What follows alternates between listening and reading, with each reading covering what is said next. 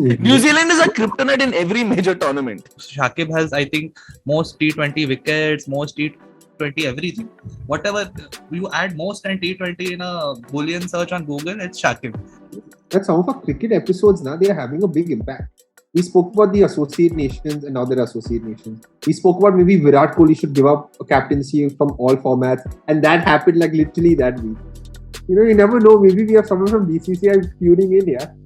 Afghanistan has gone from being a team that is associate to having directly qualified for this tournament. Even teams like Sri Lanka and Bangladesh actually had to qualify this time. There is an underdog to the underdog which has beaten underdog part 1. I mean, to whoever understood that. But what a sentence, Gui. That's one of the best sentences I've heard on this podcast.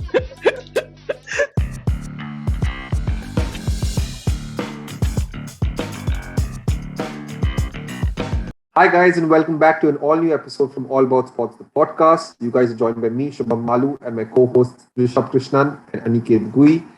Last week's episode was an episode where we spoke about squash, and we had a chat with Mahesh Mangaonkar and Vardhan Ladiwala. You guys can please check out that episode in the link below. And today's episode is all about cricket. We will be talking about T20 cricket, T20 World Cup, what's going on with India, how are the other teams performing, so on and so forth. And to start off with, let's just directly get into this topic with India. India in the group, I believe we had New Zealand, India, Pakistan, Afghanistan, Namibia, right? And which is the next? Scotland, New Zealand. Yeah, was expected to. Well, we still can, but like we were not expected to be in such a bad situation. We were expected to definitely qualify from the group. But the first two matches, major upsets against Pakistan and New Zealand. Pakistan really has taken everyone by surprise and by storm with their bowling. But losing to New Zealand also was sad.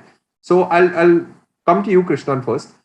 What do you think about India's performance so far? Where do you think we have slipped up? And why are we in such a situation where basically it's not in our hands anymore? We have to depend on other results as well as ensure that we get our final game.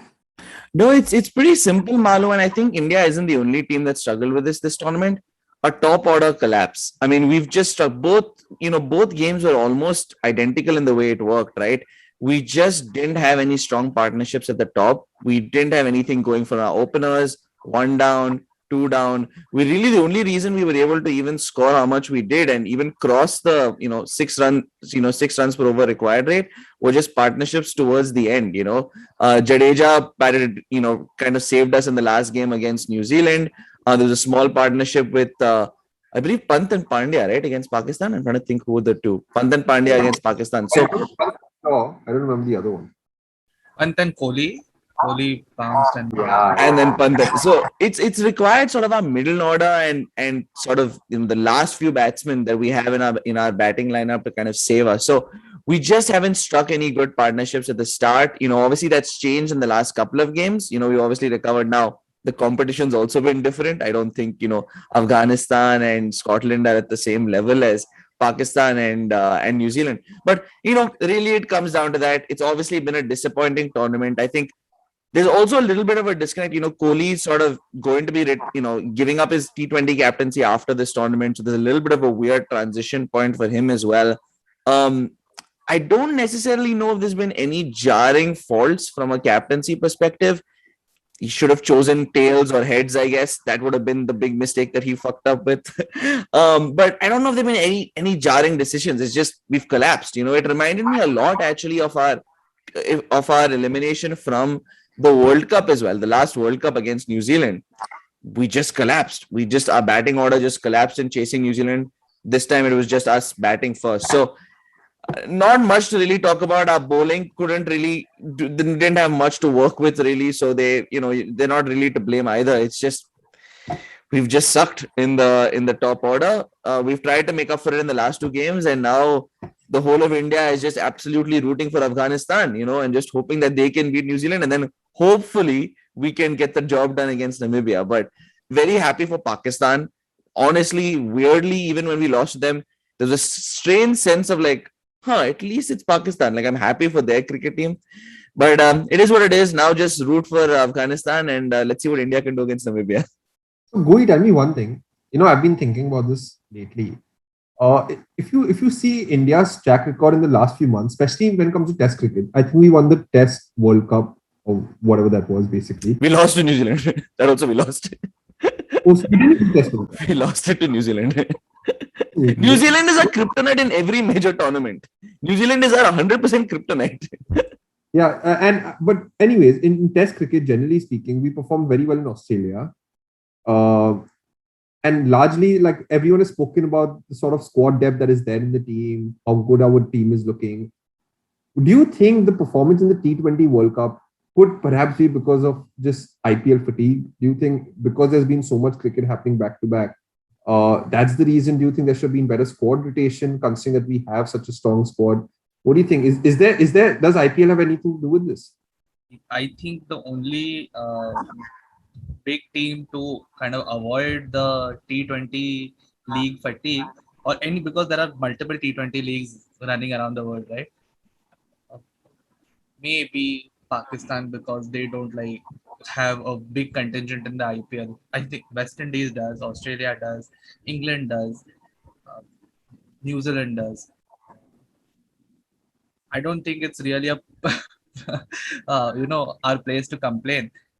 Where I do think I want to complain about this, us kind of controlling a lot of things in the tournament or where we play, considering we were the host nation, right? And then it moved to UAE where the IPL was ongoing as it is. Uh, a lot of people would suggest that we kind of have the advantage over there, but that advantage really withers away if you play one game a week. I think a lot, if you've heard some of the conversations happening around football also in the recent years, where players get rested for midweek games, they completely rested, saying there's a Champions League game coming, so you play one on Saturday, you skip, or okay, even sometimes you skip a Premier League game, right? You play on Saturday, you skip the next Sunday, and then you play on Wednesday night. All right, now there's a 7-10 day gap between when you last played a competitive game. There's a good reason to believe that you should actually play as many competitive matches as you can. Now, if there's 7 days between you playing Pakistan and New Zealand, I don't think it's really ideal. And this is something like one of my friends I was speaking to yesterday, like kind of mentioned, and I was like, if you want to control, if you want the TRPs, you want to play on Sunday, you face the brunt, yeah. But I don't know. I just think they needed to play much more often. A lot of other things. Varun Chakravarti not being like a specialist spinner, like okay, he's there in the squad. Ashwin is also there in the squad. Now he's not played. He didn't play the first two games. He's played the next game, and you know what he can do. Varun Chakravarti largely untested, right, on such a big level. Similarly, I think even contentious pick, but Hardik Pandya also not as well. But he's not bowling. Like he's not bowling, right? So now you're taking up a batting spot. You're taking up a batting spot for like a pinch hitter. Okay, it didn't work when it was required. Maybe I would have said something completely different had he played like a 40-run innings in like 12 balls against Pakistan. Great, then that pick works out. But again, T20 is kind of the most fickle of the three formats, where you can't really help what is happening uh, because it's just going and gone. So India kind of rough start, but now they're the leaders in the group in terms of NRR, and you just need Afghanistan to beat New Zealand. Hopefully. Yeah, I think in terms of net run rate, they are well ahead of Yeah, they are. We are. New Zealand. We are. So if we beat Namibia and Afghanistan beat New Zealand, then we are through. But Krishnan, how you mentioned Pakistan, Pakistan have done really, really well up until now in the tournament, especially the bowlers. They are just exceptional. And one person interestingly also said that Indian batsmen haven't been used to facing 150 kilometers per hour, because in the IPL generally it's around 130, 140. So that pace is also, like, especially in the first match when we played Pakistan, I think maybe it could have impacted us. But what are your thoughts on the way Pakistan have played, how they're performing in the tournament? What do you have to say about it? Honestly, man, it's really great to see Pakistan cricket being this way. Now, again, what I'd love to see from Pakistan cricket is them showing the same level of talent and same level of performance in other formats as well. Showing the same level of performance in T20, in ODIs, and in Test cricket. They've generally been a strangely good performer in T20 cricket. They've just been they've been very good in T20 cricket. But exactly like you said, Malu, what I love about this team, it's classic Pakistan. It's the same thing like when you think of Italy in football, you think of defense. When you think of Pakistan, you think of amazing pace bowling. So this is classic Pakistan. You talk about Wasim Akram, Waqar Yunus. They've had such great history. Even Imran Khan back in the day, they've had such a great history of talented, amazing fast bowling. Even people like Muhammad Amir, Muhammad Asif, amazing bowling talent. So that's kind of what's been permeating through. Shaheen Afridi has been fantastic for them. Hassan Ali has been coming in. Shadab Khan has been doing his job. He's not a fast bowler, but Shadab Khan as well has been doing his job. It's just beautiful to see, man. It's beautiful to see them come back, and they've been clinical. The way they played against India was clinical. A lot of times in the past, and maybe I'm just remembering Misbah-ul Haq fucking deciding to play that bloody scoop shot in the last minute. I mean, if I was a Pakistan fan, I would have been livid with that decision. But in the past, Pakistan, theoretically has been prone to a little bit of poor decision making. This tournament, they've been very, very clinical. I remember even that India game thinking, there's a possibility they'll fuck up. There's a possibility suddenly they'll have one run out. They'll do one stupid stumping. The guy will do something dumb. They've been reasonably smart. They've been very clinical, very sensible in the way they've played. They've just been very, very smart and efficient in the way they've played, and nothing stupid. And the big thing I think that's changed, I haven't seen every single one of their highlights, but their fielding has been better. Not as many drop catches. I think it's been pretty good, yeah, the fielding. At least when I saw the match, the fielding was good, yeah, strong fielding side. Which is usually historically Pakistan drops so many bloody catches in major tournaments, so many important catches. And this one too, I think against India, they dropped Kohli or Rohit, didn't they? I think they dropped one of them, I think. I might be mistaken. Was out in zero itself, right? I don't think he got off the mark. That's a good point. So maybe I thought they dropped maybe someone, but maybe not. I might have mistook that. So they're looking really good. Classic Pakistani side, bowling being good, but batting's been pretty efficient. I mean, we've talked about how, the people like, forgetting his name right now, Babar Azam. Babar Azam are like sort of the next generation of really talented batters, starting to get in that conversation with the top four of like Kohli still hanging on there. Kohli, Joe Root, Kane Williamson, Steve Smith, he's starting to get into that conversation. So they've got talent on both sides. Somehow, bloody, I don't understand how Shoaib Malik is still in this team. That's the one player I'm still confused about how this guy is still lasting. Other than that, they're looking fantastic. And I'm just excited for them, man. Like, honestly, I wouldn't be mad if they won. If it's not India, I'd honestly be rooting for them. Gui, so while we spoke about Pakistan, there are obviously like certain countries, like for example, Windies and Bangladesh. There has just been like a major upset considering the fact that they haven't been a part of it. So what do you think about some of these countries, like big nations, big countries with great cricketing pedigree who haven't been able to make it? What are your thoughts about these countries? So I don't know what to say about the West Indian cricket team. They won two T20 World Cups. All right. First match, all out for 55 runs. What is happening? Like, it's confusing. Like, I don't know which way I'm supposed to look. So the first innings they got all out at 55 runs. Okay. Next one they did much better, 143 runs against South Africa. After which they lost that game also. Okay. After that, they managed to beat Bangladesh. Okay. Lose to Sri Lanka. The game with Australia is currently going on. But, it's kind of done for them, right? I don't think they are really in 1 minute. Let's be very, very sure.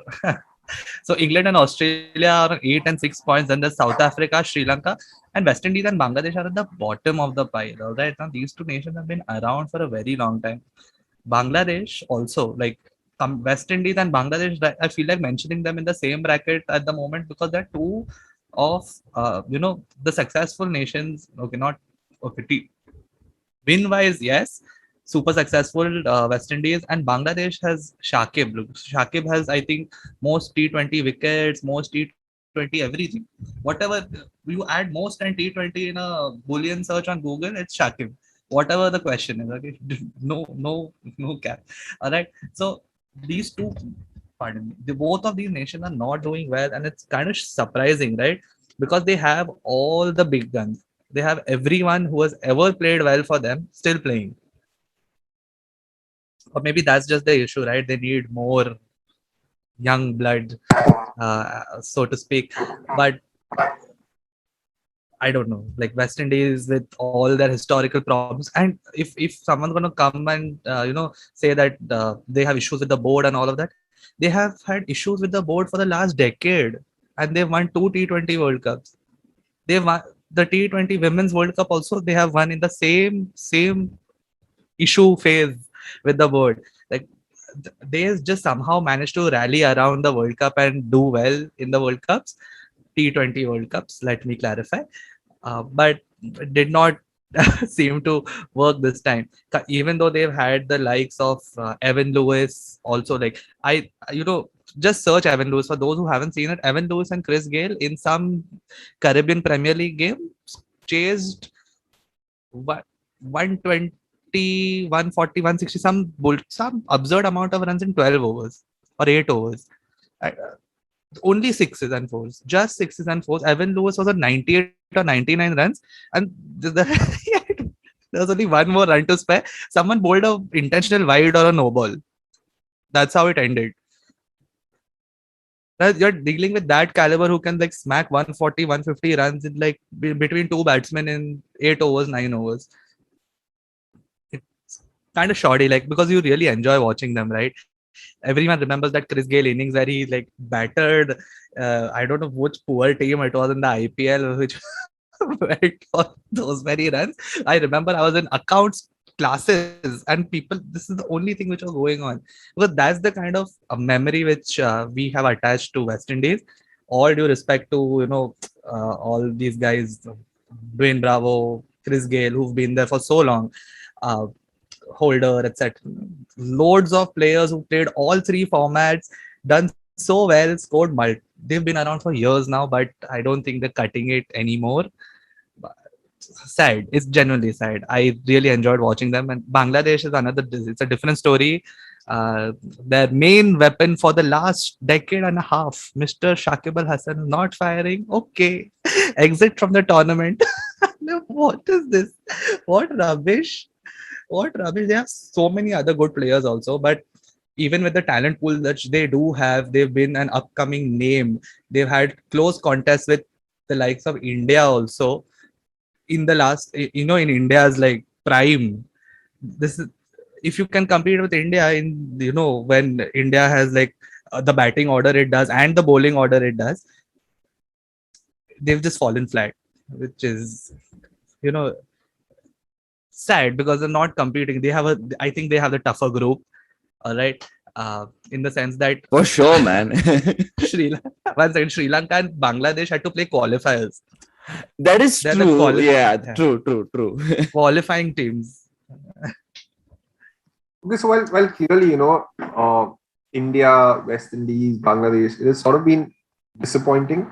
Pakistan has been a team that deserves all the credit and the praise, because obviously they've been exceptional. Like Krishna mentioned, very, very clinical, not critical, very, very clinical in the way they've gone about doing things. But how we mentioned right now about qualifying. So Krishna, I want to know from you, first explain to all our viewers and listeners how the qualifying process has worked to get to the T20 World Cup. And then maybe Gui or anyone, or maybe Krishna, you guys can talk a little bit more about the associate nations and how do you feel they have performed. And for the both of y'all, one nation or two nations who y'all are personally surprised by and would like to see more of them. So yeah, Krishna, can you first explain what is the qualifying process like? No, we had this episode, I remember, I'm trying to remember when it was. It was like a couple of seasons ago where this was our first season. Oh, not couple of seasons, we only had two.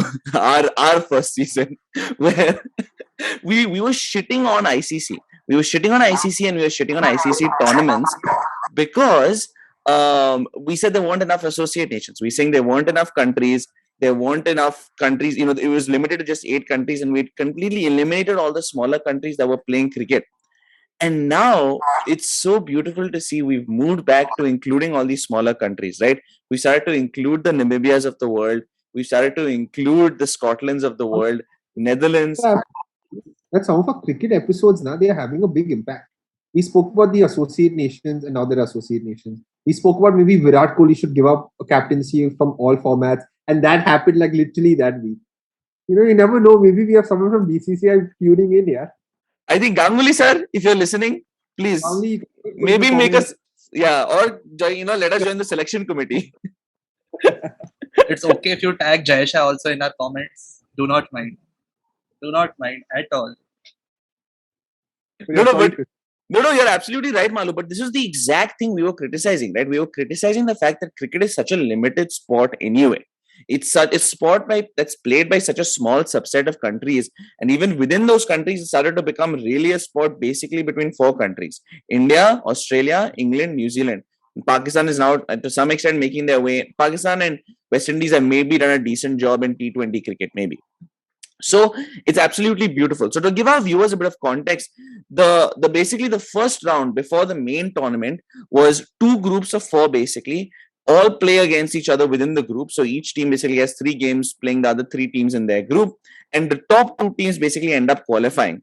For context, just to give you a reminder of who are in those groups, I'm quickly checking who are in those groups. But so as a reminder, like Gui said, even teams like Sri Lanka and Bangladesh actually had to qualify this time. They didn't actually make it through directly. They actually had to go through and qualify through this tournament. So it was really, really interesting to see, because really we haven't, we've always considered them to almost be a staple in these tournaments. And this was the first time where they actually had to qualify. So in Group A, it was Sri Lanka, Namibia, Ireland, and Netherlands. And then in Group B, it was Scotland, Bangladesh, Oman, and Papua New Guinea. Just insane. Like teams, Papua New Guinea, I've never heard of in the context of cricket, before. So it's absolutely beautiful to see. And the beauty of this, Malu and Gui, the absolute best part about this, a team that started the same way has now become a regular in this tournament, Afghanistan. Afghanistan has gone from being a team that is associate to having directly qualified for this tournament, didn't even have to go through that first round process. And a team like Sri Lanka, that's such a historical name, has won the Cricket World Cup in 1996, has won the T20 World Cup. T20. They've won this format World Cup, the T20 World Cup as well, and weren't able to qualify. So, if we criticize ICC in that episode last season, we absolutely shat on them for associate nations not being involved. We have to give them credit when they are getting involved. And the one that I'm excited for, despite having, I don't think, watched any of their games, but I'll watch the India game, is Namibia. Because I remember Namibia back in 2003 when they were in the World Cup where we were in South Africa, where we reached the finals, and I just have very positive memories from that World Cup. I'm excited for them, man. And they got out of the first round as well. So I'm really excited for them. Obviously, they're not going to. They've already been eliminated from the tournament, so there's not going to be too much more after. India is the last game for them, but that's the one I'm most excited for. And hey, man, credit to ICC, man. We shat on them. Give them credit when it's due. They brought them back, and it's even if it's in this format where they have to qualify, so it's only a small number. That's good. They still get airtime, and if you play teams like Sri Lanka and Bangladesh, you'll actually get okay viewership. You won't get too bad. There'll still be people tuning in. So. Not bad, man. Credit to the ICC on this one. Namibia beat a team which got popular through the T20 World Cup, which was Scotland. All right. So they are second last they're not last, the second last. They beat Scotland, and I remember the heydays of Scotland, so to speak, where everyone was just like, who are these people and how are they scoring so many runs? How is this happening? And that's the beauty of it, right? You thought of Scotland as an underdog nation then, and now that underdog nation, you can't, there is an underdog to the underdog which has beaten underdog part 1. I mean, to whoever understood that. But what a sentence, Gui. That's one of the best sentences I've heard on this podcast. Modest Krishnan. But anyway, so that's the beauty of having associate nations play, right? top teams are going to either do really well or shit the bed, right? But you have almost no hopes for from all these associate nations to even win a game, so to speak. Think about like Namibia or Scotland has 0 wins. Namibia has just the one, which is against Scotland. But even to see them compete or have like one, ray of hope in their entire team who scores 50 runs out of the 85 or 90 which they score, it's still something to like look forward to. You sometimes enjoy those games. Uh, India games on the other hand, they're not doing well. You don't want to watch, and they're doing well. You want to watch the whole thing. But associate nations, great. I really liked it. Also, there's additional 12 more games to watch. Who's going to complain? And Gui, credit to Scotland, right? The reason that the groups are so skewed is because Scotland outqualified Bangladesh. They actually got more points than Bangladesh in that stage. So that's why the groups look so weird, with every team on Correct. Group A looking like they're like a historically well-known name. And then, Yep. three of the teams in Group B looking like relatively unknown names, right? Don't have as much history. So credit to them, man. Obviously, they've not won anything. They've not been great once they've been in the tournament, but good job out qualifying Bangladesh, which is pretty impressive in itself. One more thing, Gui, if you could probably clarify on this, because I'm not quite aware of it, and if any of our viewers and listeners aren't. So, like how Krishnan mentioned, there are some teams that have to qualify and some teams that have already qualified. So, like, how is it judged that these teams have already qualified and these teams have to qualify? Is it based on points? Is it based on It's host nation plus the top 7 ranked teams. So that gives you T20 format on ICC? so Or is in the World Cup format, this year's World Cup format, it's the host nation, which is India, plus the top 7 ranked ICC teams, all right, T20 teams. So that gives you 8 out of the 12, plus you have 2 of the qualifiers from round 1. So in Group A, it was Sri Lanka and Bangladesh, and in Group B, it was Namibia and Scotland. So that's how that you get your total of 12. Super 12, so to speak. Okay, Krishna, so there's one thing which I feel like a lot of people probably analyze, and something that I've read also a little bit about, is it seems like there's a little favoritism or a little bit of probably like a sort of an advantage for the batting side, or for basically the team that bats first. What is your analysis on this? No, it's pretty interesting, Manan. That's probably been one of the pitfalls of this tournament. Very few close games. Very few close games. There haven't been a lot of super exciting last over finishes. Mostly because of exactly what you said, Malu. There have been a shit ton of, first innings collapses. A lot of sub 100 innings that we've seen in this tournament, which is kind of strange. So it's been a very interesting thing, Malu. And I don't know if there's a great reason for it. I think there's some amount to do with just location. There's obviously some amount of pitch involvement that exists. Obviously, while UAE has had a lot of cricket in the last couple of years now, it's still a relatively newer cricket grounding nation, right? You haven't had as many tournaments come in here, so a little bit of lack of familiarity, I would argue, with teams batting first, and then the same stuff starts to kick in once you have a lack of familiarity with the pitch, lack of familiarity with the conditions.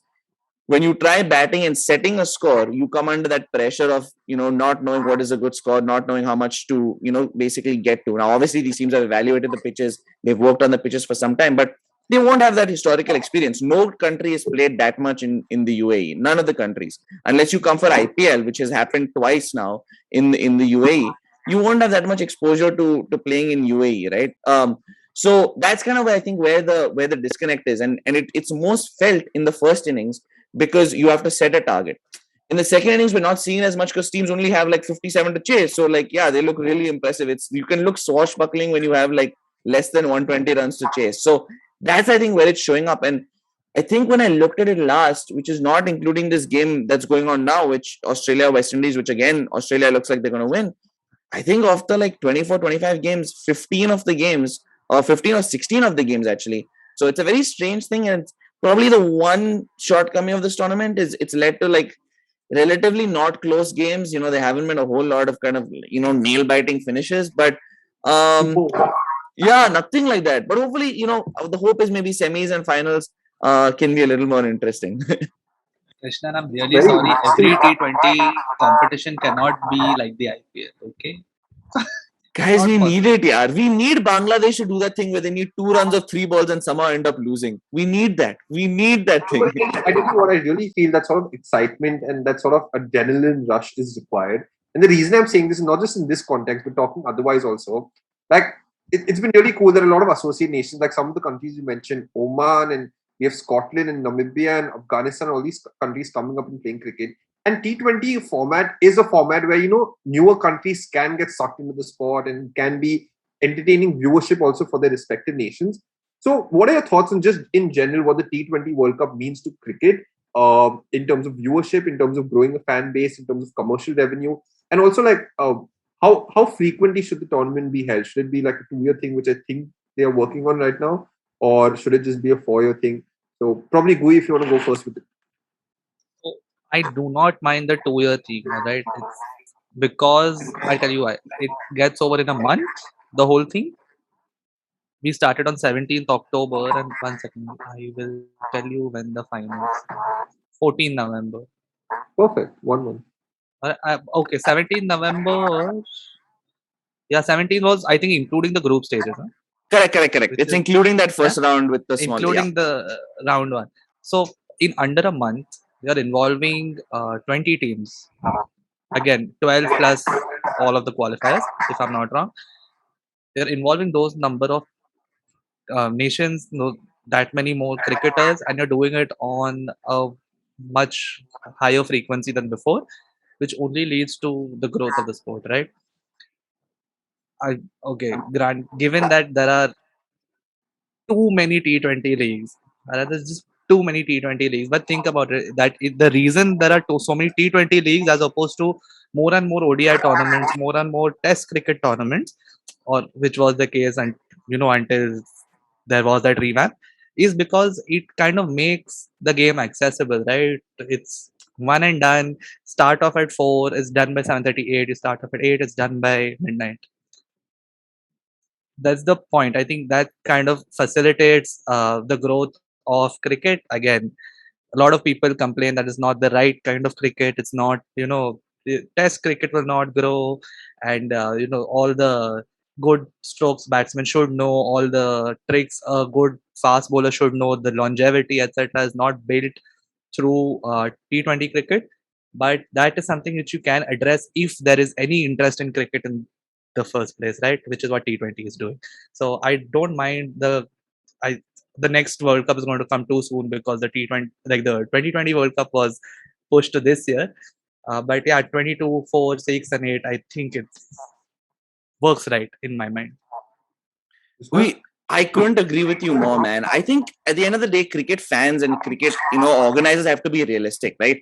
I know we love Test cricket. I know we love ODI cricket, but at the end of the day, that isn't what's going to fund cricket. If you want more Test cricket, hope for more T20 cricket because that's what's going to fund Test cricket for most of these countries. Because whether or not you love Test cricket, it's not a major funder of cricket for teams. It just isn't. It isn't the major money grabber. And exactly like you said, Gui, it brings other countries in. It just really does. It's a much more relatable format to other countries than say Test cricket, and eventually those teams can grow to playing Test cricket. So I completely agree with you, Gui. I love the 2-year format. See, at the end of the day, I think people are realistic that it doesn't hold the same value as the ODI World Cup, right? It doesn't hold the same value. It doesn't hold the same worth as winning like the World Cup. But if it's an opportunity like this, right, exactly like you said, Gui, it's 1 month. You bring in a bunch of teams, they get some limelight, is always exciting. There'll be some drama going on. And like we've noticed, different teams are winning. India won, England won, West Indies have won twice, England has won. We're seeing different Sri teams Lanka coming has in. won. Sri Lanka has won. So we're seeing different teams coming in and winning. I don't know if I said Pakistan. Pakistan's also won. So we're seeing different teams coming in. We're getting exposure to different teams. So I personally love it. And again, like I said, if you love Test cricket and ODI cricket, guys, it's going to facilitate that because it's going to provide revenue to play more Test cricket. It's going to provide more revenue to play more ODI cricket. So, we have to be realistic as both fans and organizers. We need this format. Whether or not you like it, we need the format. If you don't like the format, you don't have to watch it. But believe me, it's causing there to be more of the other formats as well. Malu, what are your thoughts on T20 as well? What are your general feelings about the format? I absolutely feel like in terms of format, it is a very, very crucial format for cricket. Because see, nowadays, anyways, people are so busy, and not everyone has the time and patience to watch an ODI, and definitely not the time and patience to watch a Test cricket. And especially if you're trying to get into newer markets, you need to have that sort of appeal. Something which is 3 hours, 4 hours with a lot of entertainment factor to it. Big shots are being hit, targets are being chased, and like it's everything is the entertainment is crunched, and because of that, it's just more exciting. So I feel T20 is extremely very important. Like one point that you absolutely nailed on is T20 can perhaps bring in the revenue, which can help expand cricket into host nations, also associate nations, and simultaneously can also help push Test cricket, which obviously is like the traditional cricketing format. So yeah, I think T20 cricket is very very important. And just like to wrap up this episode, uh, first I'd like to come to Gui and then you, Krishnan. Gui, who do you think should be winning this T20 World Cup? Your prediction? To me, the strongest team appears to be Pakistan. Super balanced. The top two are doing really, really well. Or that they've had like 100 plus run stands. Although I don't think they have been sufficiently tested because the other group has all the all the big guns. Uh, New Zealand and Indian bowling attacks not like New Zealand. I'll still give them some credit, but again, it's a fast bowling dominated attack. Similar case with India, uh, where I don't think the Pakistani batsmen face too much of a challenge. But yes, super set at the top, really good opening bowling as well. So they're the ones to beat, I think, in this tournament. I think I'm going to go with the top two in both groups right now. So England makes it in England and Pakistan reach the finals, and I really want Pakistan to win, but honestly, I think they shit the bed in the finals. Shoaib Malik drops a catch. I don't know why I have this animosity towards Shoaib Malik. I don't know if I'm just jealous that he's married to Sani Mirza. I don't know. But I think England ends up winning it. I think they end up winning the T20. Malu, who do you have? I also see, honestly, I'm not much of a cricket fan. I don't really follow cricket much. But I've just seen one game properly. That was India Pakistan, and after seeing the way Pakistan have performed, and then just like reading and hearing other pundits and stuff like that talk about Pakistan, I just feel that maybe they are perhaps like a very very strong team. And yeah, I just think based on the information I've consumed, I think it is perhaps Pakistan who will win the T20 World Cup. And all our viewers and listeners, these are just our thoughts, our predictions, our just basic conversation about the T20 World Cup, what's going on, how we think it's benefiting the sport. You guys let us know in the comments below. Who do you guys think should be winning the World Cup? What are your predictions? Please like, share, comment, subscribe. Let us know if you guys want us to cover any specific topic in or any other sport. And please tune in next week again, where we will be coming up with another topic. Till then, bye guys. If you like this episode, make sure to leave a like and share it with anyone else who might be interested. You can also subscribe on any social media platform that you prefer, and all our links are in the bio. We also have a website with all our episodes as well as blogs and a whole lot of other sports content, so make sure to check that out as well.